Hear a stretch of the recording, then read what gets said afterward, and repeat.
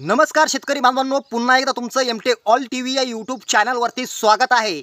खरीप पीक विमा 2023 आणि रब्बी पीक विमा 2023 75% अग्रिम तुमच्या खात्यावरती नेमकी कधी जमा होणार आहे?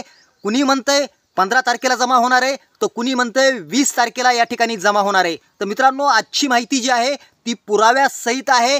कृषी मंत्र्यांनी या संदर्भात महत्त्वाची बैठक घेऊन या ठिकाणी तुमच्या खात्यावरती पीक विमा जमा होण्याची तारीख देखील या ठिकाणी सांगितलेली आहे। मग याच्यामध्ये बीड असेल, छत्रपती संभाजीनगर असेल, लातूर असेल, नाशिक असेल, बुलढाणा असेल, अकोला असेल किंवा इतर कोणताही जिल्हा असेल, अर्थात महाराष्ट्रातील सर्व जिल्ह्यांसाठी ही आजची अपडेट आहे।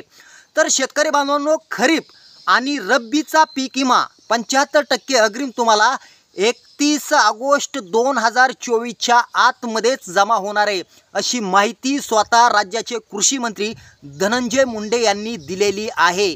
मित्रांनो, 31 ऑगस्टपर्यंत तुम्हाला या ठिकाणी वाट बघावी लागणार आहे आणि 31 ऑगस्टपर्यंत तुमच्या खात्यावरती खरीप असेल, रब्बी असेल, पीक विमा जमा होणार आहे। व्हिडिओ कसा वाटला आम्हाला नक्की कळवा। व्हिडिओ आवडला तर शेअर करा। धन्यवाद।